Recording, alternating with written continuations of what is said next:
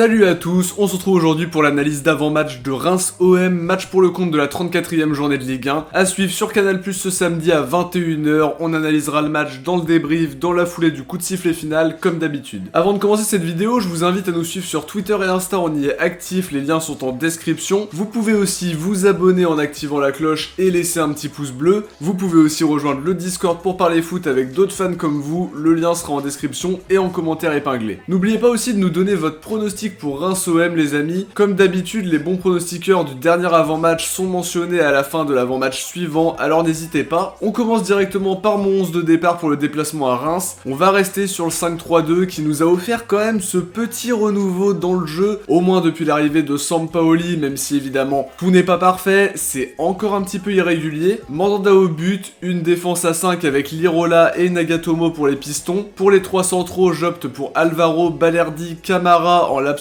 de Tchaeta Tsar toujours suspendu. Au milieu, Pape Gueye pourrait être associé à Rongier qui fait son grand retour et à Thauvin un cran plus haut au milieu de terrain. Devant on retrouve le tandem Payet-Milik sur le front de l'attaque. Le groupe n'est toujours pas au complet à l'OM avec les forfaits de Sakai, d'Amavi, de Rokia, même si pour Amavi il devrait être de retour en début de semaine prochaine à l'entraînement selon Sampaoli. Tchaeta Tsar lui va purger son deuxième match de suspension et sera absent contre Reims. Quel est votre avis sur ce 11 de départ les amis? Est-ce que vous avez pensé à un autre 11 de départ? Dites-moi tout ça dans l'espace commentaire. On passe maintenant à l'analyse de la dynamique des deux équipes. On commence par le Stade de Reims. C'est une équipe qui n'a pas perdu à domicile en championnat depuis une défaite 3-1 contre Lorient en mi-octobre. Ils ont perdu à domicile en Coupe de France contre Valenciennes, mais globalement, c'est une équipe très solide à la maison, qui gagne peu mais qui est capable de prendre le point du nul contre des équipes meilleures sur le papier comme Lyon ou Rennes par exemple. Toujours est-il que les hommes de David Guillon sont actuellement à la 11e place du classement. Finalement, ils n'ont peut-être pas grand chose à jouer puisque la qualification européenne paraît un petit peu loin pour eux et actuellement ils sont pas non plus en danger pour le maintien, même s'il faudra prendre des points pour pas voir d'autres équipes reprendre tranquillement du terrain. C'est une équipe qui marque autant qu'elle encaisse mais qui perd rarement avec de gros écarts de but. Sur leurs 5 derniers matchs, ils sont invaincus. D'abord le nul 1 partout contre Lyon à la maison, une victoire à Dijon 1-0, le nul à domicile contre Rennes 2 partout et 2 matchs nuls et vierges 0-0 contre Nice d'abord et Metz ensuite sur leurs 2 derniers matchs. C'est une équipe qui arrive à être solide et qui sera malgré tout difficile à manœuvrer. On passe maintenant à l'OM qui doit tout donner dans le sprint final. À la clé, il y a une qualification en Europa League qui serait quand même pas mal pour vibrer un petit peu la saison prochaine. On peut déjà dire que l'OM n'a plus le droit à l'erreur. Lens est capable d'aller embêter pas mal d'équipes malgré un calendrier jugé très compliqué. Dans les prévisions, il faudrait prendre 3 points contre ce genre d'adversaire, mais comme j'ai dit précédemment, c'est une équipe difficile à manœuvrer qui aura enfin. On a tous en mémoire le match aller au Vélodrome avec le frustrant nul 1 partout et le but contre son camp de Nagatomo assez tôt dans le match. Cette fois-ci, l'OM n'a plus le même coach, n'a plus la même tactique en place, ce sera pas non plus le même contexte et on espère que les 3 points seront au rendez-vous. Faudra éviter les possessions stériles comme on a pu voir récemment contre Lorient. J'espère aussi que ce sera pas une victoire au forceps dans les toutes dernières minutes et qu'à l'inverse, on sera capable de montrer de la régularité sur 90 minutes avec et du jeu offensif et une solidité défensive pour ne pas réduire à néant les bonnes phases offensives. Lorient était un match intéressant sur le plan comptable, mais évidemment pas forcément très rassurant dans le jeu et dans l'aspect défensif. On attendra beaucoup plus de combinaisons et de sérénité dans l'équipe, en limitant au maximum les déchets techniques qu'on voit trop souvent cette saison. Pour le joueur à suivre du côté du Stade de Reims, je dirais évidemment Boulaïdia, qui est un joueur que j'adore et que beaucoup de supporters marseillais adorent. Le buteur de 24 ans attire énormément les convoitises et on comprend pourquoi. 14 buts cette saison, une passe décisive. C'est un joueur qui peut faire vraiment beaucoup de mal à l'OM et qui est d'après moi le principal atout offensif des Rémois, avec aussi un autre joueur que j'aime beaucoup et qui a lui aussi été associé à l'OM au stade des rumeurs au mercato, El Bilal Touré. Évidemment j'aurais pu citer d'autres joueurs, Ghislain Conan, Rajkovic le gardien qui est très bon aussi, Nathaniel Mboukou que j'apprécie énormément et le solide Abdelhamid en défense centrale. Du côté de l'OM, si je devais donner un seul joueur à suivre, je dirais Arek Milik, une nouvelle fois puisqu'il est vraiment la plus grosse plus-value de ce mercato hivernal. Il apporte énormément, on l'a vu contre Lorient avec la remise de la tête pour Payet. C'est un joueur qui est très intelligent dans son placement, dans ses remises, et on sait aussi que s'il a une occasion, il va la planter. Contre une défense rémoise qui encaisse souvent peu, il sera d'une grande utilité pour percer le verrou du Stade de Reims, ce qui ne sera évidemment pas une mince affaire. On passe maintenant au pronostic et je dirais une victoire marseillaise 1-0, victoire par la plus petite des marges contre une équipe qui n'a pas encaissé de but depuis 2 matchs. Faudra faire le travail, une victoire plus large est évidemment possible, tout est possible dans le football, mais je miserai pas pas là-dessus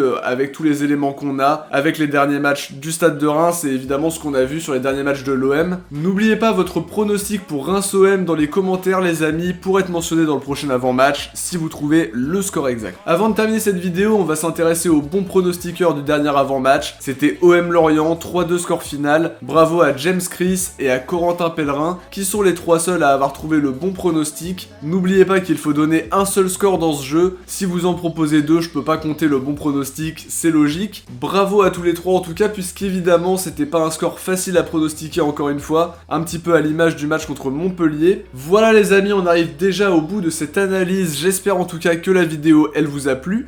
Si c'est le cas, likez, commentez, partagez et abonnez-vous. Ça aide énormément la chaîne dans son développement. On se retrouve ce vendredi soir pour le débrief de Reims OM. Ciao, portez-vous bien et surtout allez l'OM.